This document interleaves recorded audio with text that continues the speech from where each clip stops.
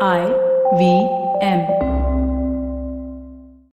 There has been a lot of noise about the Internet of Things, or IoT, and its impact on our lives. There are now billions of physical devices around the world that are now connected to the Internet. From something as small as an AirPod to something as big as a plane, all are collecting and sharing data. However, more devices and more data means more complexity. Intel helps you counter this complexity by letting you do more with less. IoT solutions from Intel fuse the power of edge and cloud computing with advanced orchestration to speed insights that help maximize revenue and reduce costs while revealing new ways to compete, win, and build your business of tomorrow. To learn more about how you can connect the unconnected in an end-to-end IoT solution built using the secure, scalable, and manageable Intel IoT platform, visit intel.in.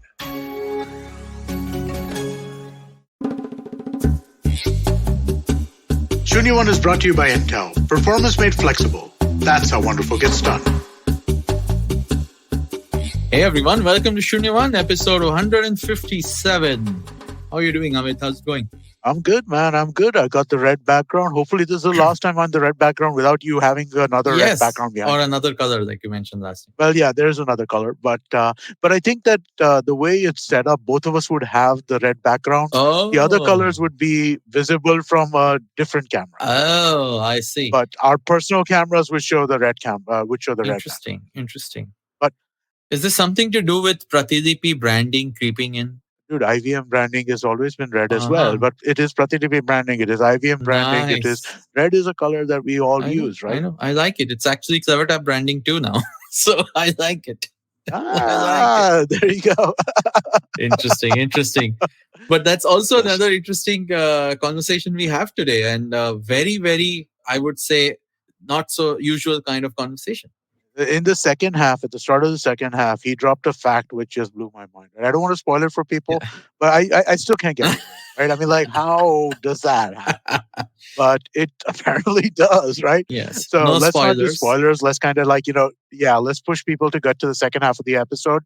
But this happens like within the first few minutes of the second half, and I was just like, what? Yes. But yeah, it was a fun conversation. Yes, we're talking to Rohit Manglik, founder and CEO of EduGorilla. Apart from the very cool name, there's a lot of interesting facets of this interesting edtech startup, which I'm sure you guys will love listening to. So let's take a break and come back and jump right in. Hey Amit, how's it going? What have you been up to? I'm doing well, man. Continuing to read up on these Intel case studies that we've been talking about for the last few weeks, right? Really one amazing example after another. Really? So what's got your attention this week? So I was looking at some of the full stack solutions that Intel's been deploying, right? What they call edge to the cloud. Yes, I have heard about that program. They actually did some work with Audi, right? Yeah, Audi is one of the really, really cool examples. So basically what used to happen is Audi used to pull 1 out of 1,000 cars out to manage QC, right? That's basically one car every day. Now, Audis are expensive cars, right? So they're clearly not happy about destroying a car every day. It's way too costly. Yeah, and it's also, I imagine not the most effective way of doing things either, right?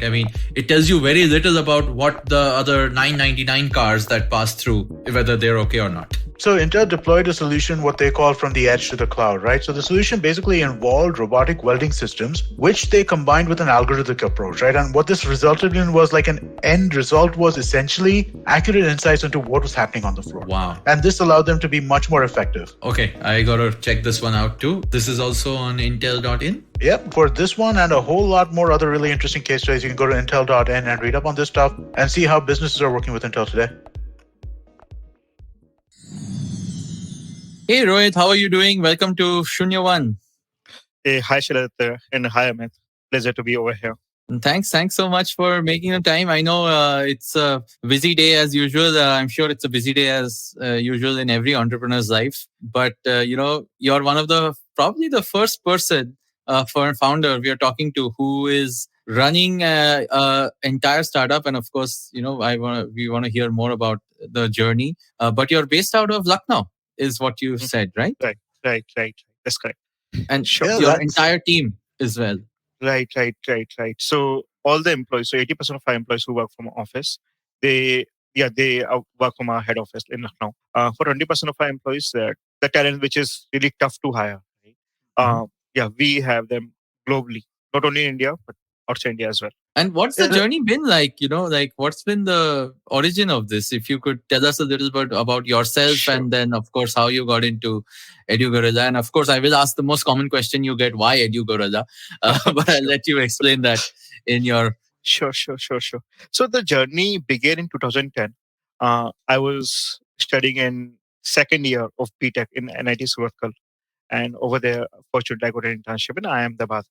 And over there, I happened to meet APJ Abdul Kalam, and that was a turning point of my life. There was a good 3 to 4 hour uh, discussion with him, and he motivated me. Okay, probably that's the thing that they're in my genes, and when I talked with him, it came out. So yeah, so he motivated me. I started first startup in college, which was into web solutions. It went for 2 years, but slowly I realized that I wanted to get into the product sector. So, and finally, I started my second company, which was into career counseling. I ran it for 3 years, and in the meantime, I did job as well. So I worked with Oracle, Morgan Stanley, and DE Shaw. Mhm. So back in 2016, when I was working with DE Shaw, I happened to visit my school in Farrukhabad, Uttar Pradesh. And over there, my juniors grabbed me asking, Bhaiya, what's the right school? What's the right coaching center? How to increase the Right. chance of getting a government job? So those questions intrigued me. So how I can get an impact in the society. So I left my job. I found that's my calling. When I left my job, I came back to my hometown in Farrukhabad.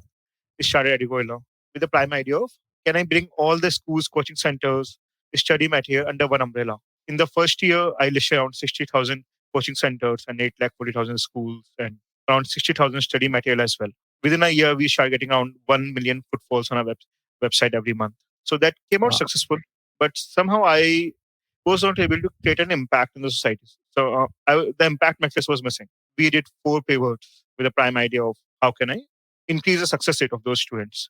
Then in November Mm. 2018, we started the test series vertical, where Mhm. the idea was if we can create mock test, the questions that have have a very high probability of to come in the actual exam.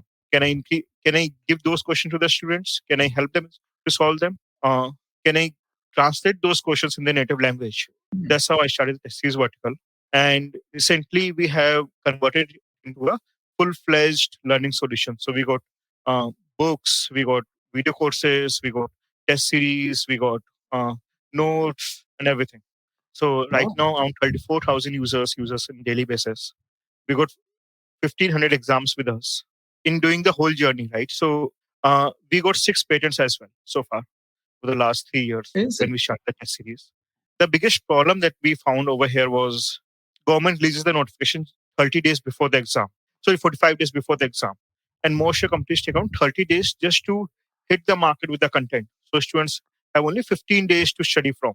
So Mm. we wanted to bridge that gap. In doing that, 6 patents were the byproduct. We have been able to decrease the 30 days window to 5 days. So as soon as exam notification is out, in the fifth day, students get the content.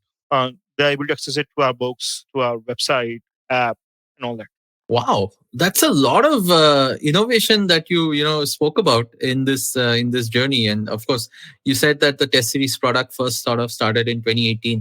2018 was when, I mean, edtech was already around. Obviously, edtech has become huge in the past year and a half.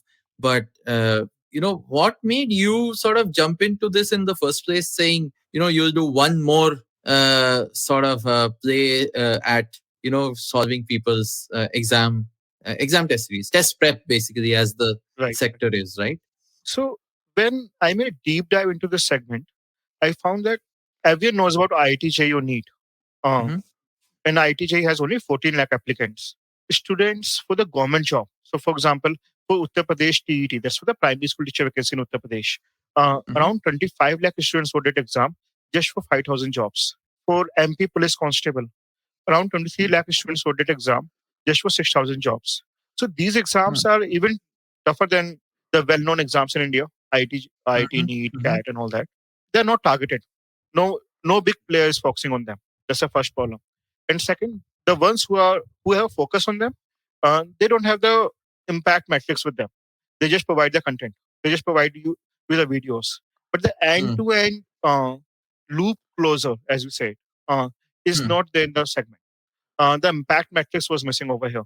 So when we came in over here, the whole idea was we might not target the whole country, but we might have a subset to that, but our students should have much higher chance of selection than anyone else. So across the sector, only 19 out of 10,000 students get the job. And in EduGorilla, 740 out of 10,000 students get the job. So we increase the chance of selection by 14 times. So that's the Wow. number that we boast about. And that's the only metrics that we have. So why are other larger edutech players not focusing on this? Right. I mean, like you mentioned, that being the first part of the equation. What prevents them? Because again, I mean, like some of these folks have raised mad amounts of money. They have really capable folks over there. What what makes it? What makes this a sector, or what makes this a series of exams which they're not pushing? Sure. What are the challenges that you feel that that they are letting go and allowing you the opportunity to allowing is not a good word, but you know what I mean. Sure. So biggest constraint lies with the just-in-time model. So government releases the notification just 45 days before the exam. They in our country we get around 4,000 exam notifications every year. So a company cannot focus on all 4,000 of them. They have to be very selective. And the selection process itself you should take around 3 to 4 days. And then when they figured out, okay, that's the exam that they want to venture into, they need around 20 to 25 days to develop the content. And then around 7 days to make that content available to the students. So the whole process, you should take around 30 to 35 days to hit the market. And that's the same problem across all the companies in India, whether EdTech or a publisher or a coaching center, all of them. Conventionally, if you go with the conventional method, if you do it manually, for example, if you have to check whether you will get the right ROI in any exam, um, if you do it manually, if you work on your gut feeling, if you collect the data manually, it will easily take 3 to 4 days. So what we did was, since I came from a hedge fund and whole IT stuff around me, my co-founder is a big shot AI/ML guy. So the thought process was, can I bring in technology? Can I leverage AI/ML to to get to do all these redundant tasks um, using our software? So the first step, which we should take on 3 to 4 days for company to understand whether they should venture into any exam, we take only 1.5 days. The second step, to develop the content, in the first step we got 2 patents. Then in the second step, where we develop the content, we are able to leverage the existing data bank that we have, the existing videos and everything. So through that, we are able to venture into any exam in 1 to 3 days, which most of companies take on 20 to 30, 25 days. So, and over there as well, we got 2 patents. And then to hit the market, for example, if you're a publication house, you will print 1 lakh copies of that book. You will send it to your distributors, and then distributor will send it to the shopkeepers, and then the student can buy it from there. For example, we leverage just-in-time printing. So if you order my book from Amazon, in the first 2 hours, a PDF file will be generated. The next 3 hours, it will be printed and bind it together, and it will be shipped to your doorsteps in 2 days. So we have removed the whole redundant processes over there. It's all tech-driven. And when we have tech, we are able to. So, for example, we use More Engage internally, and to that we are able to tap into each and every activity of the user. Okay, we bucket the users in different categories, and then we target them based on their performance, and then we got more, and we get more and more individualized with our students. So that's how we are able to deliver the impact over there. Very cool. I mean, of course, I'm absolutely familiar with personalization, like you mentioned, and I think doing it at scale is always the challenge, right? And what you mentioned, the 6 patents, I think they're all sort of, like you said, tech patents, which means you're actually using technology to do very deep, all of these processes which others typically just take for granted as grunt work faster. Right. At the same time, you also mentioned, like, is this and then you have this entire team, right, in Lucknow, like you said, the entire team. So how is your tech team sort of distributed? What are the kind of folks you have on your end solving for edtech? Because it sounds like you're really heavy on the tech side of education while also solving very unique educational aspects of the problem. Sure. So being in Lucknow, it has been helpful for us in terms of tech hiring, because all the students in the vicinity of Lucknow who don't want to travel to other cities, right? There's always a big chunk of those students, of those employees who want to do that. For them, EduGorilla is probably one of the best destination to work with. The perks, the charities that we have is probably one of the best in this. locality. So that's one way how we are able to attract good talent pool in tech. That's the first part. Second is my co-founder Shashwat. He's a brilliant AI ML guy. He's genius in deep learning and all that. So he has been more taking care of each and every innovation that we have towards the tech. The second part. Uh, the third goes in with respect to the local connect. So the highest number of applicants for government jobs come from UP, Bihar, Jharkhand, and all of that. And since we are based out of Lucknow, we are able to interact with our students in daily basis. They come to our office, we talk to them, we ask them, okay, do you like our product? Is it getting an impact in any question, in any text, in any video? If they're not able to understand, we get the feedback there and there. We don't have to travel to other places. We students are next door. That is probably the third major factor that has helped us in getting the right impact. So we know, okay, if we are able to, if we're writing even a single word, is it, are our students going to consume it or not? Nice. And before we go into the details of the tech and the product a little bit more, like how has the scaling for this been? Like you started out with those initial test series, a few of those exams. It's been like 3-4 years since then. How have you exactly scaled this? Like what's been the vision to scale it, or if I may ask? Sure. In the state vernacular exams, the scale is always a challenge for all the companies that have ventured into it, because the pattern of the government jobs, they change very frequently. There's no cyclicity over there. And they are, so you can reuse the same content basically. Exactly. Which others and do. There are 28 states. Exactly. And there are 28 states and 8 union territories. And each of them has 84 departments. And each department comes with 4 different types of vacancies every year. So there's a lot of unorganized data that flows in over there. So the first idea over there was, can we leverage deep learning to get everything under one umbrella and then take out meaningful information over there? So for example, if we have to select which exam should I venture into, what all exams should be in our purview for the current month, there's no human that tells it to us. It's a software that does all the calculation and then give us the number. Okay, all these exams we shall venture into, that's the place where we'll be able to get the highest impact. So over there, tech has been able to help us, number one. The second factor over there was the hybrid learning. So in every video, so all our videos are connected with a test series, and test series are connected with our notes. So it's a complete solution that we give it to our student. So the way we have internally structured it is there's nothing works in silos. So if you take a subscription, you get the whole bunch of knowledge bits from each and every tool we have combined into one solution. So that is the second thing that has helped us. And again, before the obvious question, I guess I think you were sharing anecdotally earlier, like why EduGorilla? And is this what you, by the way, started out with on day one also? Was it always the plan? Was it always the name? In fact, I did. So when I started, the whole thought process was the education sector in India is enormous, right? We got 26 crore students in India. Around 7.5 crore students write the state level competitive exams. And to move that, so no one has been able to historically move the whole segment as such, right? So to create an impact, you need something really massive, something that is transparent, something for which a student can resonate. Gorilla is a symbol of that. So it's massive. It stands for transparency. So that's how we got Gorilla, Edu and Gorilla.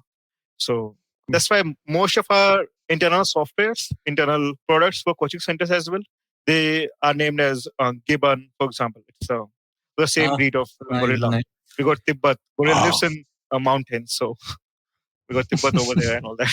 Wow. So it's a nice theme you guys got going on your internal stuff as well. But, Rohit, everything you've just shared shows that obviously the massive opportunity that EdTech in general has, right? And you guys have been doing this for some time. You've gone very deep in so many things that you just shared, right? Going deep as in the process, going deep in the, even choosing which exams to go after is something you guys seem to have automated and scaled. What is that? I would say, how do you obviously are a big believer in metrics and, tracking everything and measuring everything. You mentioned you close the loop as well, right? So that means you do test prep and test series. So do you also look at like the other sides of the system, like admission, application, like how do you ensure that you play a significant part of the student's life cycle for whichever exam that they are participating in? Sure. So as I mentioned, we cover the 360-degree aspect of till the time you get the government job. So the first part that prevails over there is status of government jobs. Yeah. Did you have to like officially be a part of the empanelment with the government or something like this to get access to anything like this? Or is this all, are you working off of just public data and public APIs and whatnot? We are working in the public data. Officially, you cannot be a part of all the government agencies, right? So there are 28 states and 8 union territories. And each of them has 84 departments. You can't be part of each of them. Over there, we got 4 people just to look out for the information of what vacancies are coming up, what's happening in the market, and then put that data in the system. Okay, that's what is happening. There's a lot of unorganized information, right? It's an uncharted territory so far. We are able to collect all that information and then we give it transparently to our students. So right from the getting the information of which exam they should focus on, clearing the exam. And then we have a mock interview segment. If you have cleared the exam, you get mock interviews free of cost. And over there, you can talk with our faculties, you can talk with our experts who have cleared those exams in the past. You can get the interview tips and then go for an interview. So till the time you get a government job, we are with you. I want to dig a little deeper into some of the aspects of this, because it's very different from the traditional edtech, like you mentioned. Right. And I'm sure the student base you deal with is also fairly unique in what their aspirations and needs and everything. So, but we're going to take a quick break Sure. and come back and talk some more, Rohit. Your computer can be compromised in many ways, and all cyber attacks ultimately affect your files and apps by accessing everything that's on your PC. Intel vPro keeps you safe from cyber attacks using the Intel Hardware Shield, which has 3 groups of capabilities. First, advanced threat protection, quickly detecting issues like ransomware and crypto mining. Second, below the OS security, identifying unauthorized changes to hardware. And lastly, application and data protection, preventing malware injections. So secure your organization's productivity with Intel vPro's hardware-based security. Visit intel.in/ITheroes to know more. Remember, Intel vPro, it's built for business. $100. That's all it takes to begin your journey with Bitcoin and Ethereum. No, really. With CoinSwitch, you can start investing in over 100 cryptocurrencies with just 100 rupees. On top of that, there are 0 charges for deposits and withdrawals, so you can trade, buy, sell, however and whenever you want. All of this, plus their extremely intuitive interface, makes CoinSwitch the perfect app for beginners in the crypto space. But don't take my word for it. Just download CoinSwitch for free and try it out for yourself. If you'd like more information on cryptocurrencies, tune into A Show About Crypto with me, Rohan Joshi, my new adventure on IBM Podcasts. CoinSwitch, kuch to badlega.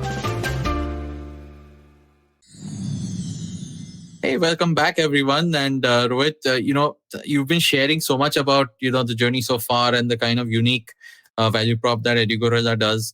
Could you tell us a little more about exactly how you're still sort of trying to differentiate from the rest of this edtech market now, right? Now that you have significant, I would say, entrenchment into this base, you've brought to the front foot. This market is massive. These unique state-wise exams and these very different sort of sliver of education requirements are still big enough to run a business. Has this attracted the rest of the more visible edtech community? Do you see increased competition getting into these places? And if yes, how do you continue to stay, I would say, ahead of the curve with that? Sure. So, Shiladitya, each and every activity that we do, even if you meet the department heads in EduGorilla, you'll find that each and every member in the company is different. It's completely unconventional. Right from the way we acquire the user, the branding, how we deliver our content and everything. So for example, across that tech, you might have heard that the CAC was between 1,500 to 2,500 rupees. In EduGorilla, Yes. we have been able to decrease it to less than 300 rupees. We got books. Wow. We are not a conventional publication house. Still, we got 350 books with us. And we are able to sell more than 20,000 books every month. then we got some 1,500 odd apps on Play Store. You haven't seen that many apps, I can bet. Wait.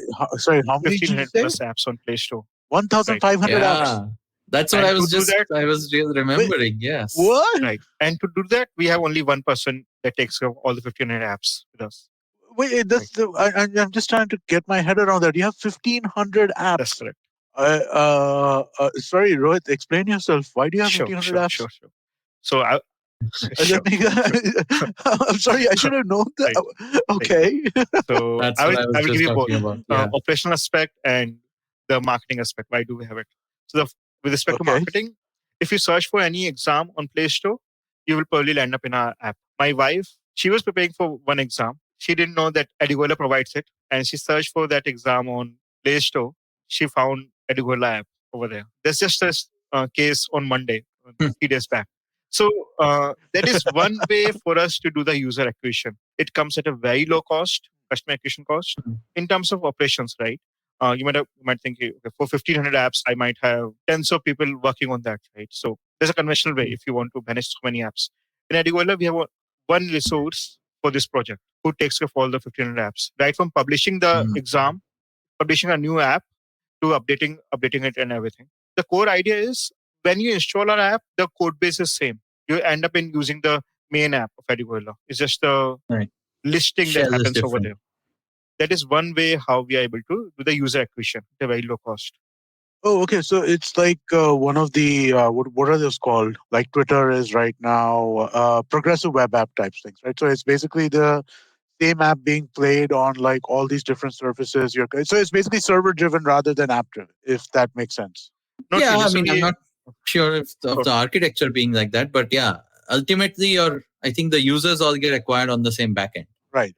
But no, I thought you said same code base, which is why I thought that, right? Right. You said same code base, right, for the app Yeah. itself? So we can have a deep dive over there. Though all the code base is on our server, there is a code base for our apps as well. They still be able to do it. So all the apps are native apps. Yeah, no, sorry. No, it's just giving me ideas. Should we create apps for every one of our shows?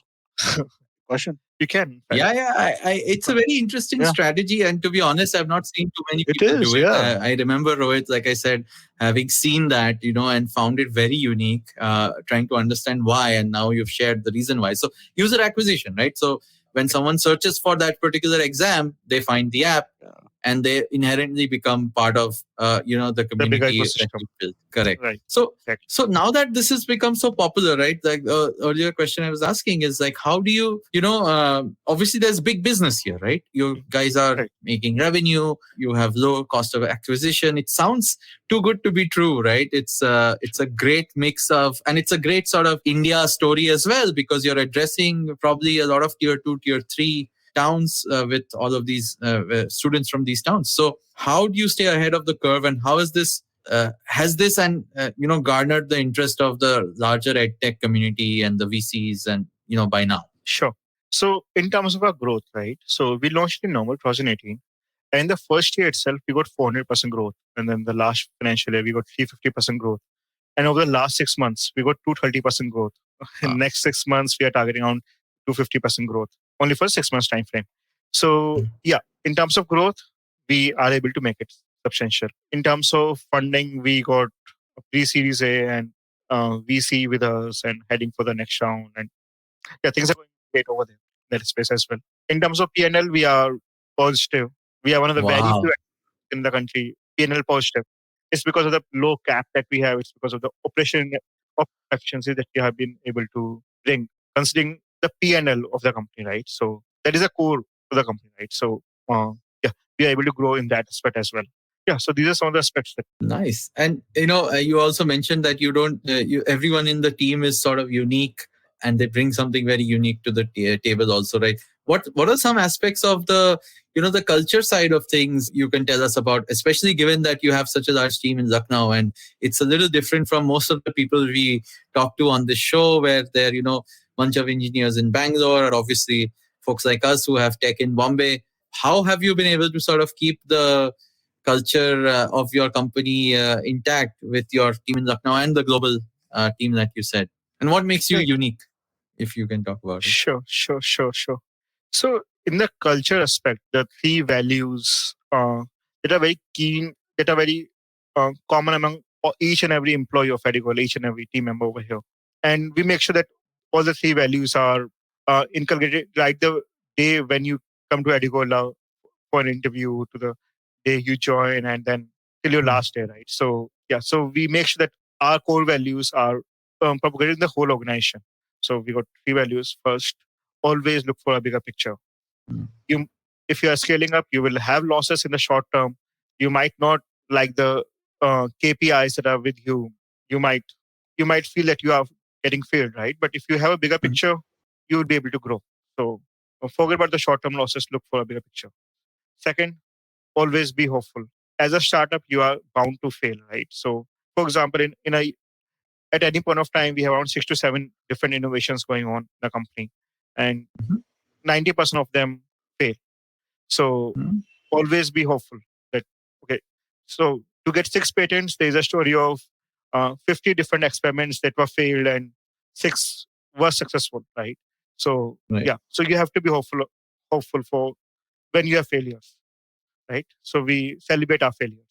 And third, uh, have empathy, have the cultural bit, have the, so for example, we being in Lucknow, we have way too many festivals, more than what we celebrate in any part of the country. We have way too many holidays by government. So we celebrate together, have fun together. So uh, each and every person knows about each and every person in the company. So it's a Very family nice. that we have built over here. Very nice. I mean, that's rare also, right? Given that, in today's world, everything's A, remote, it just makes it harder. And B, if you're in like one of these metros, the tech talent especially is so, unattached. Again, I know I'm not speaking on behalf of everyone here, but I'm just sort of echoing what most HR people complain about. They're saying that it's everyone's so flaky about where they want to join and why and whether they want to stick around, and then the job hopping. So as a matter of fact, when a new employee joins EduGorilla, and especially if he's experienced, it takes around 3 to 4 months to come to our culture, to our open culture, right? So especially for the tech pool, they are comparatively more introvert, right? And for them to open up, it takes around 3 to 4 months. But when they open up, they become part of family, right? So slowly, and that's why we probably have one of the very low attrition rate. I don't complain about attrition anytime. So yeah, people stick with us for a longer duration. That's very nice. Is your personal background like from Lucknow? I mean, like where have you been? Because I mean, like Lucknow seems like a unusual choice to start up in, right? I mean, like is that where you're from? Right. So I was born in Lucknow. Then I shifted to Farkhabad when I was in first class, and then Kanpur in 11th, 12th in Kota, and then I was in South India for around 9 years, and then came to Lucknow around Right. 4 years back. So yeah, for Lucknow, for me, it was a place I was born in, but uh, never lived over here.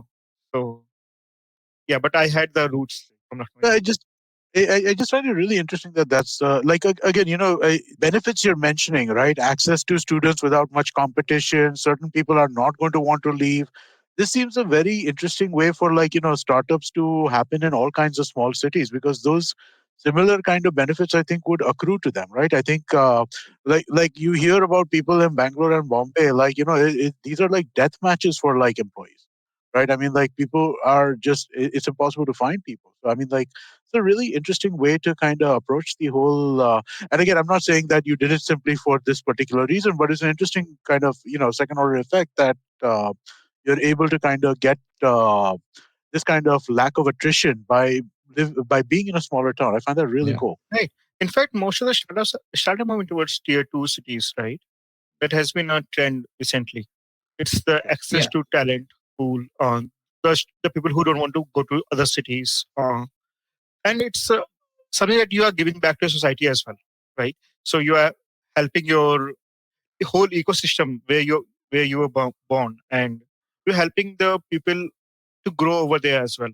So as a matter of fact, we, we never realize it, but 60 to 70% of the people choose to stay in their hometown.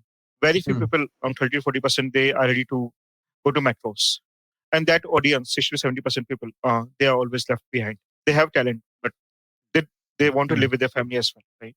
So yeah, it's a good opportunity to tap in. No, that's absolutely true. And, obviously very different from what, like I said, we hear about the situation in the metro where everyone's just scrambling for talent all the time. It's good to see and good to hear that this still is a good option for startups to think about and future founders. In fact, on that note, like, what would you recommend to people who are listening, let's say, who are trying to build in the edtech space or even any other space for that matter, and probably are based out of non-metro cities.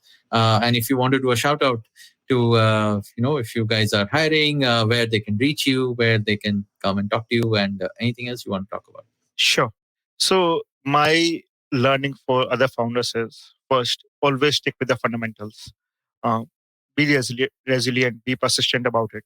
But being sticking with the fundamentals is the key to growth, right? You have a much longer duration to go for. You are not building just for the valuation's sake, but you are getting an impact in the society, right? A firm that can last for many years, early centuries or decades, right? So that's the first learning that I had. Being persistent, being resilient, everyone knows about it. Everyone talks about it. So these are two learnings I had. With respect to, they can, you guys can always reach out to me on Twitter at, my handle is at Rohit Manglik. You can reach out to EduGorilla at EduGorilla on Twitter. We are on Instagram, Facebook, everywhere. So wherever you want to interact with us, we are over there. Awesome. Great. I'd also just like to quickly remind everybody, we appreciate ratings, reviews, whatever you may do. It helps us to kind of spread the word, or tell somebody about the podcast. If you enjoyed listening to Rohit's conversation right now, tell somebody else about this conversation.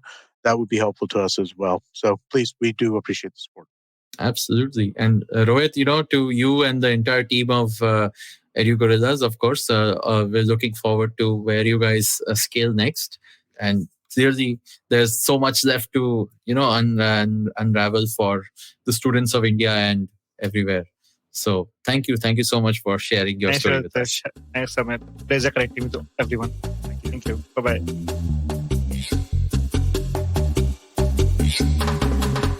Shunya One is brought to you by Intel. Performance made flexible. That's how wonderful gets done.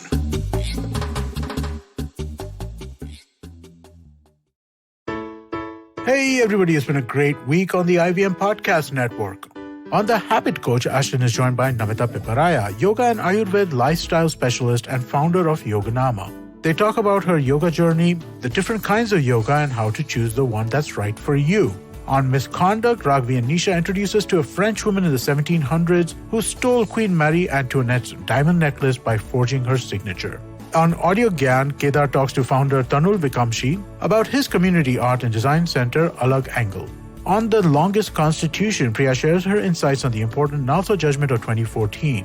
This judgment recognized the third gender and affirmed the right to self-affirm one's gender.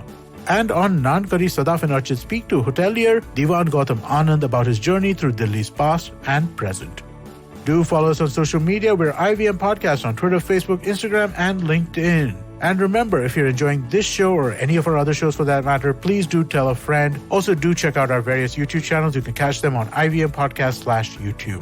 And finally, we'd like to thank our sponsors on the network this week: Cred, Bank of Baroda, Quota, CoinSwitch, Kuber, Play Coffee, Intel, and Oxfam India. Thank you so much for making this possible.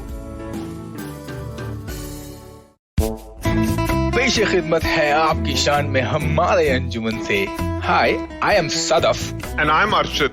खाने का इतिहास, economics, policy, psychology, सब है menu पे. Only on the Nankari podcast every Wednesday. सिर्फ IVM podcast app या website पर या फिर जहां से भी आप अपने पॉडकास्ट सुनते हो. Hi everybody, just wanted to ask everyone for a quick favor. We're running a brand survey right now and would really appreciate it if you could let us know what you think about the advertising on IVM. Go to ivmpodcast.com/survey and do let us know.